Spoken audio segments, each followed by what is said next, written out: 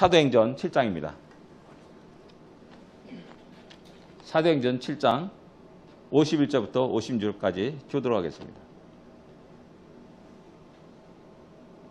51절부터 56절까지 교도록 하겠습니다.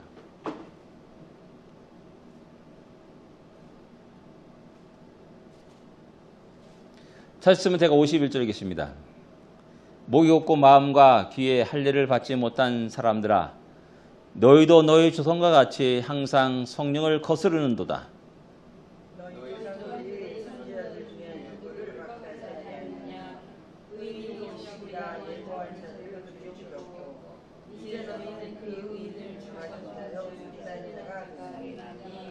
너희는 천사가 전한 율법을 받고도 지키지 아니하였도다 하니라.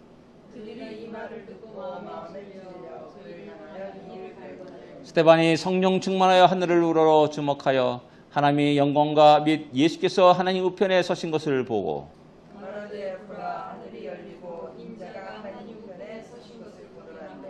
아멘. 예. 지난주에 이어서 계속해서 스데반 집사가 전한 메시지를 전하고 있습니다. 스데반 집사의 이 설교, 아주 긴 설교인데 가장 큰 핵심은 뭐냐면은 이스라엘 백성들이여 너희는 하나님의 약속의 백성이다라는 사실입니다. 제일 먼저 그 사실을 이야기합니다. 하나님이 너희를 향해서 할례의 언약을 주셨다라고 말씀합니다. 이 할례의 언약은 영원히 그들이 하나님이 되심을 증거하는 증표라고 말할 수가 있습니다. 이 할례의 언약을 이스라엘 백성들은 늘 순간순간 확인하게 됩니다. 그러면서 우리는 하나님의 약속의 자녀이지, 하나님의 백성이지 라는 사실을 계속해서 끝없이 또 이렇게 되새기게 되는 것이죠. 그래서 하나님의 백성에 대한 큰 자부심을 가지고 살게 됩니다. 긍지를 가지고 살게 됩니다. 비록 객관적으로 볼 때는 작은 나라요 별 볼 일 없는 사람들 같지만은, 그러나 그들은 누구 못지않게 커다란 자부심을 가지고 이 역사의 험난한 파도를 살아왔음을 알 수가 있습니다. 우리 모두에게도 동일한 약속이 있다는 사실을 우리는 기억해야 됩니다. 우리 모두는 하나님 약속의 자녀입니다. 하나님의 아들 되었음을 우리는 성경에는 우리에게 분명히 이야기합니다. 그것에 대한 우리는 분명한 자부심을 가지고 이 땅에 살아가야 될 줄 압니다. 두 번째, 우리는 그 이스라엘 백성들이 또한 역시 죄인임을 스데반 집사는 이어서 이야기합니다. 죄는 하나님을 대적하게 됩니다. 죄는 하나님의 뜻을 거역하게 되고 거스르게 됩니다. 그래서 하나님의 그 어떤 일들을 방해하고 또 하나님의 일들에 대해서 또 이렇게 무너뜨리고 하는 그런 많은 사단의 역사가 있음을 우리는 잘 알고 있습니다. 우리 인간의 죄, 특별히 요셉의 예를 통해서 시기의 죄가 있음을 이야기합니다. 시기의 죄. 이 시기의 죄에 빠지면은 아무것도 안 보입니다. 우리의 눈이 다 어두워지게 됩니다. 하나님의 뜻이 무엇입니까? 다 저 멀리 던져버립니다. 하나님의 계획이 무엇입니까? 고려치 않습니다. 그리고 오직 자기 시기심에 그 감정에 사로잡혀가지고 끝없이 자기를 학대하고 살아가는 그런 많은 예를 볼 수가 있습니다. 또 모세의 예를 통해서 세상 지식과 지위와 권세를 가지고 하나님의 일을 하려고 하는 유혹과 죄에 빠지는 그런 모습을 우리에게 보여주고 있습니다. 이런 예는 우리 주위에 쉽게 찾아볼 수 있는 것들입니다. 믿음이 우선이 아니라 세상의 지위와 권력과 명예가 더 우선시되는 그런 현상들을 볼 수가 있다는 사실입니다. 어리석은 우리들은 그러한 모습을, 그런 사람들을 향하여서 박수를 치고 환영하고 또 그들의 말을 귀를 기르는 그런 일들이 일어나게 됐죠. 하나님의 말씀에 귀를 기르는 것이 아니라, 진리에 귀를 기르는 것이 아니라 지식 있고 권세 있는 자의 말에 더 우리의 삶에 영향을 끼치고 있다는 사실입니다. 그런 사람들의 말이 교회에 더 큰 영향을 끼치는 그러한 현상들을 우리는 볼 수가 있는 것이죠. 바로 그 사실을 스데반 집사는 이야기하고요. 그 다음에 우상의 숭배제에 대해서 이야기합니다. 시내산에서 이스라엘 백성들이 금송아지를 만들고 거기에 뛰놀고 또 자기를 인도할 신이라고 선포하는 그런 장면을 이야기하고 있는 겁니다. 이런 우상숭배의 죄는 우리 모두에게도 다 동일하게 갖고 있는 죄라는 사실을 우리는 인정해야 됩니다. 하나님 사랑하는 것보다 더한 모든 것들을 우상으로 성경은 정죄하고 있다는 사실입니다.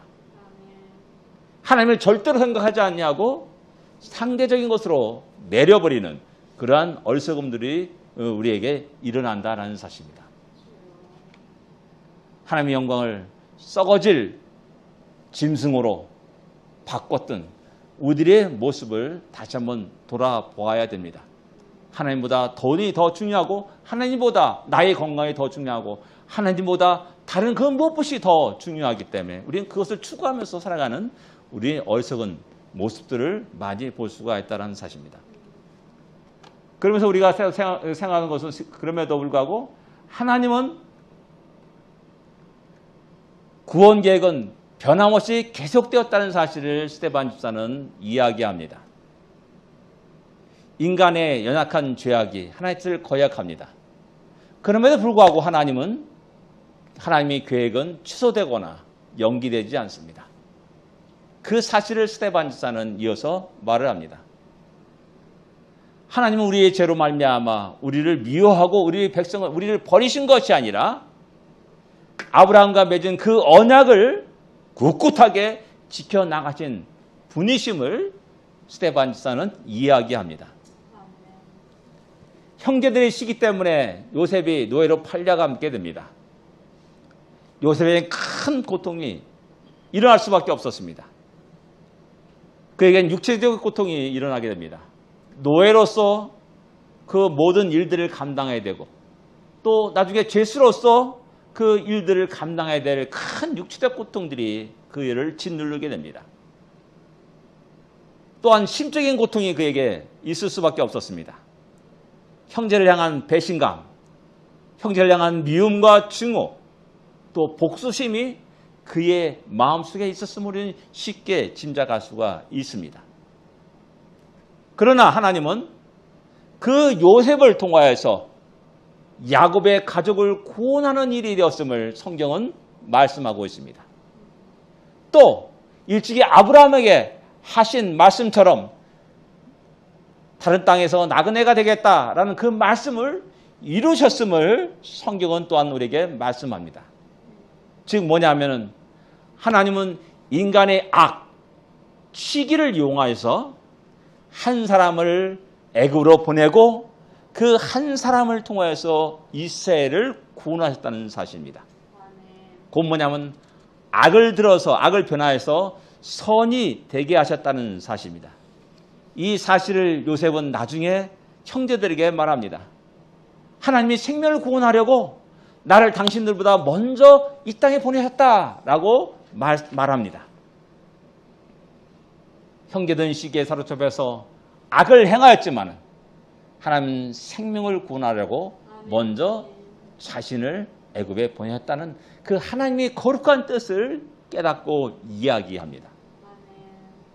야곱의 죽은 후에도 역시 마찬가지로 그 형제들이 찾아와서 우리는 당신의 노예들의 종입니다 라고 이야기합니다.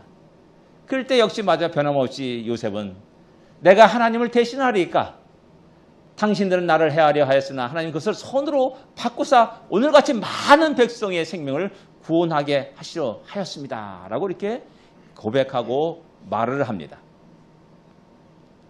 이런 요셉의 생각과 이런 요셉의 가치관은 우리 신앙인들에게 아주 중요합니다. 우리는 살아가면서 여러 가지 어려운 일들을 당합니다. 억울한 일을 당하기도 합니다. 또 많은 막대한 손해를 보기도 합니다. 그럴 때 마음이 괴롭습니다. 너무나 괴롭습니다. 누구 때문에 내가 이런 고통을 당하고 이런 어려움을 당하고 이런 또 이렇게 큰 어려움을 당한다, 손해를 본다라고 얘기하면서 너무나 마음을 아파하면서 생활합니다. 그러나 다시 한번 생각해 볼 필요가 있습니다. 그럼에도 불구하고 하나님은 그런 우리를 통해서 당시의 거룩한 뜻을 이루어가고 있다는 사실을 우리는 깨달아야 합니다. 대표적인 예가 요한복음 9장에 나오는 맹인된 사람들을 보고 제자들이 이야기하는 것입니다. 제자들은 예수님께 질문합니다. 저가 태어나면서 지금까지 맹인된 것은 누구의 죄 때문입니까? 라고 말합니다. 자신이 때문에였습니까? 부모의 죄 때문에였습니까? 라고 질문을 합니다. 둘 다 아픈 질문입니다. 본인 때문에 그렇다면 내가 얼마나 큰 죄를 졌기에 내가 평생에 맹인으로 살아가느냐 라고 얘기하죠. 그런 죄의식 속에 살아갈 수밖에 없습니다. 부모의 죄 때문에 그런다는, 역시 부모의 죄, 부모들이, 우리는 부모 자식들이 좀 잘못해도 끝없이 부모의 어떤 마음으로 내 탓이오 하면 살아가지 않습니까? 근데 부모의 죄 때문에 그렇다면 얼마나 마음 아픈 일이겠습니까? 근데 우리 주님은 그들에게, 제자들에게 전혀 다른 말을 합니다. 그 사람이나 부모의 죄가 아니라 그에게서 하나님이 하시는 일을 나타내고자 합니다. 라고 이렇게 말씀합니다. 그의 맹인된 것을 통해서 하나님이 하시고자 하는 크고 놀라운 일들을 드러내고자 합니다. 하는 겁니다. 또 우리가 생각해야 할 것은 하나님은 요셉을 변화시켰다는 사실입니다. 처음에 요셉이 꿈을 꿨을 때 그는 쪼르륵 형제들에 달려가지고 자기가 꿈꾸는 얘기를 막 자랑했습니다. 그 자랑이 형제들의 큰 시기를 불러일으켰죠. 다른 사람의 마음을 조금도 헤아리지 못하는 철딱선이 없는 요셉의 모습을 우리는 쉽게 만날 수가 있는 겁니다. 결국 그는 애굽에 팔려가게 됩니다. 많은 고난을 받게 됩니다. 미움과 증오, 복수심이 일어납니다. 근데 하나님은 더욱더 어려운 구렁텅이로 그를 몰고 갑니다.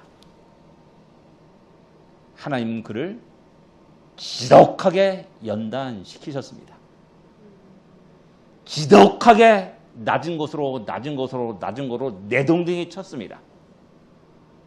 그리고 드디어 하나님이 깊고 오묘하신 뜻을 깨닫는 자가 되었다는 사실입니다.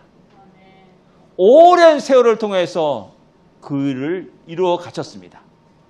그렇게 하나님은 요셉이 변화되기까지 오랜 세월들을 기다리셨다는 사실입니다. 그래서 그 한 사람을 통하여서 한 이스라엘, 한 가족이 구원받는 놀란 역사를 이루셨다는 사실입니다. 우리에게 일어나는 여러 가지 어려움들, 고난들, 알 수 없는 억울한 일들을 우리는 아파하고 괴로워하고 또 누구 탓하면서 그렇게 우리들의 인생을 허비하는 것이 아니라 하나님 뜻과 계획의 관점에서 우리의 고난을 다시 한번 새롭게 볼 수 있기를 원합니다. 우리를 통해서, 우리의 연단을 통해서 하나님은 우리를 기다리고 계시고 우리의 변화를 원하시고 또 우리를 통해서 이루고자 하는 하나님의 놀라운 뜻과 계획이 있다는 사실, 특별히 구원 계획이 있다는 사실을 깨달아 알 때 우리는 이런 어려움과 고난도 기쁨으로 감사함으로 받아들이며 주여 나를 빚어주십소라고 하면서 우리 자신을 하나님께 내맡길 수 있다는 사실입니다. 또 두 번째, 우리는 모세를 통하여서 우리는 또 하나님의 놀라운 구원 계획을 계속 이뤄가고 있다는 사실을 우리는 알 수가 있습니다. 지난주에 말씀드렸듯이 모세는 자기가 가진 지식과 학문으로, 능력으로 하나님의 일을 하려고 계획했던 사람이었습니다. 그러나 그는 실패자로, 도망자로 애굽의 궁궐에서 광야로 쫓겨가고 도망가는 신세로 전락하여 맙니다. 동족에게 배척을 당했다는 마음의 상처를 그는 지울 수가 없었고 그는 그것을 안고 살아야만 했습니다. 큰 꿈을 포기해야 했습니다. 좌절과 절망을 경험해야 했습니다. 다시 일하지 못할 것 같은 그냥 평생을 목동으로 살아가는 그 마지막 생을 맞이할 수밖에 없었다는 사실입니다. 그러나 하나님은 그를 그대로 놔두시지 않았습니다. 가장 낮아졌을 때 그가 자신의 모든 걸 다 잃어버렸을 때 하나님의 방법으로 그를 부르셨다는 사실입니다. 떨기나무 가운데서 그를 부르셨습니다. 전에는 자신의 힘으로, 지식으로, 능력으로 하나님의 일을 하려고 했습니다. 그러나 모든 것이 실패하였고 하나님은 그를 낮추셨다는 사실입니다. 지위와 권력도 다 버리게 하셨습니다. 자신 지식에 아무 쓸데가 없다는 사실도 알게 하셨습니다.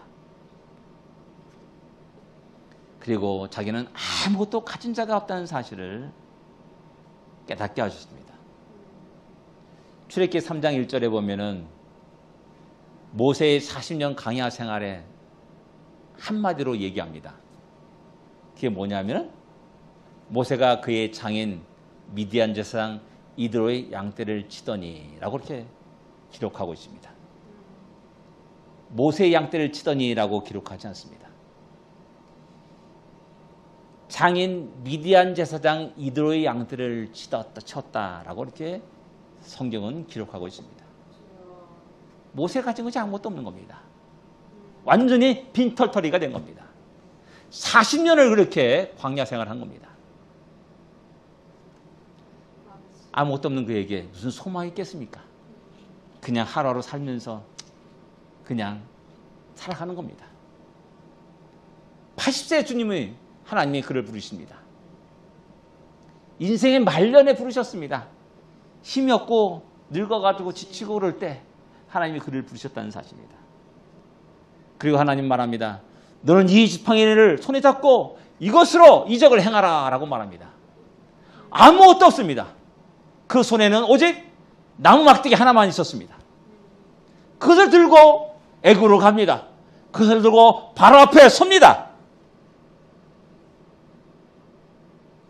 오직 지팡이 하나만 들고 그런 놀라운 이적을 행하면서 이스라엘 모든 전체 민족을 출애굽시키는 놀라운 일들에 그 일을 감당하게 되는 것입니다. 전에는 지식이 있었습니다. 전에는 지위와 명예도 있었고 권력도 있었습니다. 그런데 지금은 오직 하나, 지팡이 하나밖에 없습니다. 지팡이 하나, 그것은 아무것도 아닌 것 같은데 모든 걸 가진 겁니다. 왜? 전능하신 하나님이 그와 함께 한다는 뜻입니다.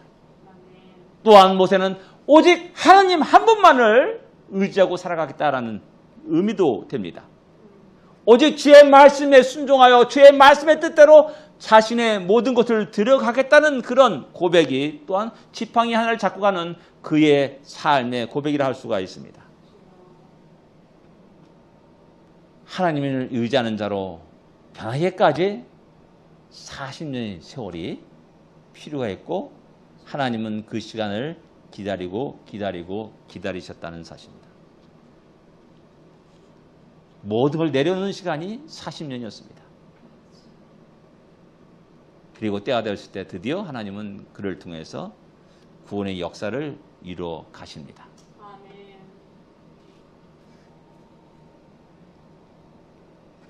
이런 모습을 통해서 하나님은 당신의 구원을 이루셨습니다. 중요한 것은 뭐냐면 모세가 영광을 받으신 것이 결코 아니었습니다. 아론이 영광을 받으신 것이 아니었습니다. 지팡이를 짚고 나간 모세에게는 하나님 한 분밖에 없었습니다. 오직 그분밖에 없었습니다. 오직 그분께 영광을 돌리는 것밖에 없었다는 사실입니다. 우리 인간의 구원의 역사에 역시 마찬가지입니다. 내 잘난 것, 내 의지, 내 선함, 나의 행위가 조금도 자랑거리가 안 된다는 사실입니다. 하나님 결코 우리의 자랑을 늘어놓지 못하게 하십니다. 오직 하나님이 영광을 받으시기를 원하신다는 사실입니다. 하나님은 우리를 새롭게 빚으시기를 원하십니다. 우리의 가진 것을 내려놓기를 원하십니다. 그리고 오직 하나님 한 분만을 의지하면서 살기를 원하십니다. 우리가 자랑하고 우리가 의지하는 것이 무엇이겠습니까? 우리가 내려놓아야 할 것이 무엇입니까? 복음성가에 빈손의 기도라는 그런 복음성가가 있습니다. 두 손을 모이기 위하여 가진 것 모두 다 버렸네. 세상에 눈 감고 유혹에 귀 막고 오로지 주님만 바라보네 라고 이렇게 시인은 노래합니다. 기도할 때 내가 가진 모든 걸 움켜쥐고 기도할 수 없다는 사실입니다. 나의 자랑을 움켜쥐고 기도할 수 없습니다. 하나님을 바라보고 하나님을 의지할 때 내 가진 것을 내려놓아야 됩니다. 모세의 광야 40년의 세월이 바로 그러했다라는 사실입니다. 사도 바울은 고린도 교회를 향하여서 자신의 약함을 자랑한다라고 말을 합니다. 그 이유는 내가 약할 때 강합니다 라고 말합니다. 바로 그 비결을 아는 겁니다. 약한 자가 가장 강하다는 사실을 알게 됩니다. 왜? 내가 약할 때 내 힘을 의지하지 않습니다. 내가 약할 때 나의 지식을 의지하지 않습니다. 내가 약할 때 나의 권력과 지식을 의지하지 않습니다. 오직 하나님만을 바라보고 하나님만 간구하며 하나님의 능력이 내게 나타나기를 구한다는 사실입니다. 그럴 때 하나님은 그를 통하여서 당신의 크고 놀라운 뜻을 이루어 가신다는 사실입니다. 그 사실을 깨달은 바울은 내가 약할 때 강합니다. 그러기에 나는 나의 약함을 자랑한다라고 말하고 있는 것입니다. 그런데 우리의 중요한 것은 이스라엘 백성이 시내에서 우상 숭배의 죄를 범하였음에도 불구하고 하나님은 그들에게 증거의 장막을 만들게 하십니다. 44절 이렇게 얘기하고 있죠. 광야에서 우리 조상들에게 증거의 장막이 있었으니 라고 스데반 집사는 말합니다. 그 장막은 하나님 명하시고 보여주시고 보여주신 양식대로 만들어진 것이다 라고 이어서 말합니다. 이것이 왜 중요합니까? 하나님이 이스라엘 백성들 가운데 거하신다는 의미를 가지고 있기 때문에 그렇습니다. 날마다 수없이 어려울 때마다 이스라엘 백성들은 불평과 원망을 쏟아내었습니다. 하나님이 인도하신 그 방향을 거부하면서 다시 애굽으로 돌아가자라는 말을 수없이 해왔습니다. 날마다 그들에게 만나를 먹여주시면서 불구하고 애게게 이것밖에 안 되느냐? 애굽에는 맛있는 채소가 있고 고기가 있고 아주 풍성한 것이 있는데 라면서 불평과 원망을 쏟아냈습니다. 그럼에도 불구하고 하나님은 그들을 떠나지 않았습니다. 그 증거의 장막 가운데 임재하셨습니다. 그리고 그들이 번제를 드리는 그 모든 제사를 기쁘게 받아주셨습니다. 그들의 40년 광야 생활 속에 불과 구름 기둥으로 그들을 인도하셨습니다. 번제단에 뿌린 피를 통해서 그들의 죄들을 모두 용서하셔 주셨습니다. 그리고 그 장막을 통하여서 그들과 만나셨다는 사실을 성경 우리에게 증거하고 있습니다. 40년 광야 생활을 하나님이 함께 하신 겁니다. 그리고 그들을 인도하신 것입니다. 그리고 그들의 죄를 용서하여 주신 것입니다. 그럼에도 불구하고 하나님의 은혜는, 사랑은, 자비와 긍휼은 떠나지 않았다는 사실입니다. 근데 45절에 스데반 집사는 약간 이상한 말을 합니다. 같이 한번 45절을 읽어보겠습니다. 45절입니다. 사도행전 7장 45절 같이 읽겠습니다. 우리 조상들이 그것을 받아 하나님이 그들 앞에서 쫓아내신 이방인의 땅을 점령할 때 여호수아와 함께 가지고 들어가서 다윗 때까지 이르니라. 아멘. 좀 이상하지 않습니까? 45절 읽으면서 좀 이상한 말이네 라는 그 생각을 들어서 다시 한번 이렇게 보고 봤습니다. 45절의 주어가 뭡니까? 45절의 주어가 우리 조상들이라는 겁니다. 우리 조상들이 주어입니다. 이상한데? 그 당시 지도자가 누굽니까? 여호수아입니다. 그러면 여호수아가 인도하고 여호수아가 그 증거의 장막을 가지고 들어갔다라고 하는 것이 그런 표현들이 더 우리에겐 익숙하고 그것을 우리는 쉽게 받아들일 수 있습니다. 그런데 여기서 여호수아가 주어가 아니라 우리 조상들이 주어입니다. 우리 조상들이. 그리고 우리 조상들이 하나님의 은혜로 그 땅을 이방인을 쫓아낼 때, 점령할 때 여호수아와 함께 가지고 들어가서 이렇게 말합니다. 여호수아와 함께 그 증거의 장막을 가지고 들어갔다라고 이야기하는 겁니다. 이상하죠? 우리 생각에는 여호수아가 우리 백성들을, 우리 조상들을 이끌고 증거의 장막을 가지고 가나안 땅에 들어갔다라고 말하는 것이 우리는 익숙해져 있는 겁니다. 근데 여호수아, 우리 조상들이 여호수아와 함께 그 장막을 가지고 증거의 장막을 가지고 그 땅에 들어갔다라고 말하는 겁니다. 여호수아와 함께 증거 장막을 가지고. 여호수아가 누굽니까? 예수아입니다. 예수입니다. 그 뭐냐면은 우리 조상들은 예수와 함께 그 증거 장막과 함께 그 땅에 들어갔다라는 말을 스데반 집사는 이야기하고 있는 겁니다. 아멘. 이게 중요한 겁니다. 아멘, 주님. 아멘. 예수와 함께. 그들의 역사 속에는 언제나 우리 주님이 계셨습니다. 아멘. 그들의 역사 속에 언제나 우리 예수가 함께 하셨습니다. 아멘. 그래서 21절 11장에는 모세의 믿음을 얘기하면서 그리스도와 함께 고난을 받는 것을 즐겨했다라고 말하는 겁니다. 세상에 애굽에서의 금은보화보다 그리스도와 함께 고난을 받는 것을 즐거워했다. 그리스도라고 표현하고 있습니다. 메시아라고 표현하고 있습니다. 그때도 하나님이 준비하신 하나님의 역사가 늘 그들과 함께 있었다는 사실을 이야기하고 있는 겁니다. 아멘. 증거의 장막 예수. 그것은 그들의 이스라엘 전체 역사 속에 언제나 그들의 중심에 언제나 존재했습니다. 이 증거의 장막을 나중에 다시 열심히 준비했습니다. 그리고 솔가 아들 솔로몬이 드디어 성전을 건축하게 됩니다. 이 성전은 곧 예수의 몸임을, 육체임을 요한복음은 또한 증거합니다. 아멘. 예수님이 말합니다. 너희가 이 성전을 헐라.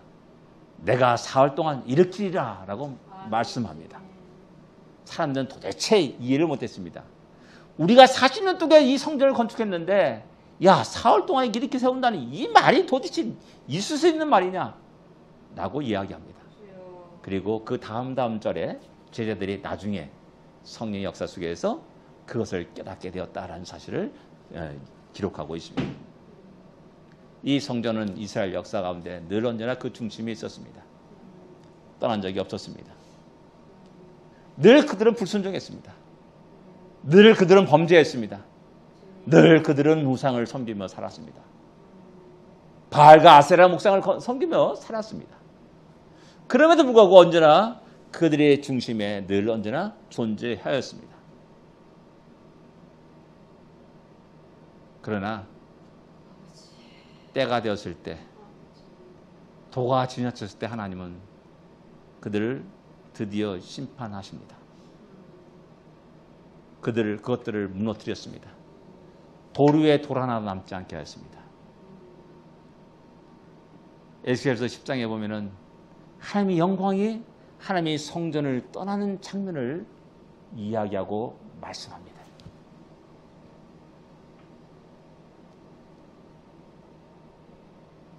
하나님은 참 사랑이 크신 분입니다. 우리들의 모든 죄를 다 용납하십니다.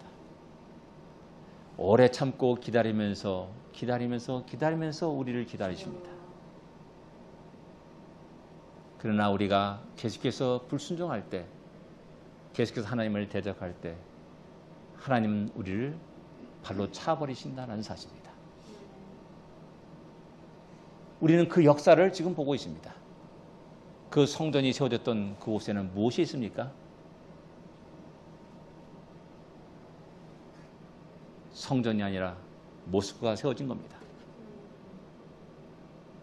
그래서 스데반 집사는 이스라엘 역사를 한마디로 이야기합니다. 목이 곧고 마음의 귀에 할례를 받지 못한 사람들이라고 말합니다. 끝없이 성령을 거스리는 그들의 삶의 모습을 보여주고 있는 것입니다. 그리고 최근에 52절에 의인이 오시라 예고한 자들을 그들이 죽였다라고 말합니다.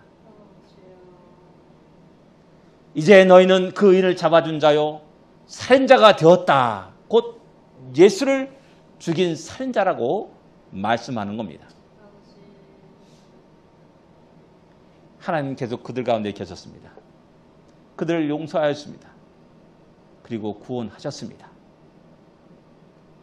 그러나 그들의 못된 죄악의 습성들은 여전히 계속되었다는 사실입니다. 이 사실을 주님은 포도원 비유에서 잘 말씀하고 있습니다.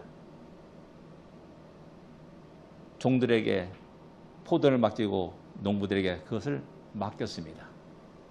세를 받으러 종들을 보냈습니다. 종들을 잡아 죽였습니다.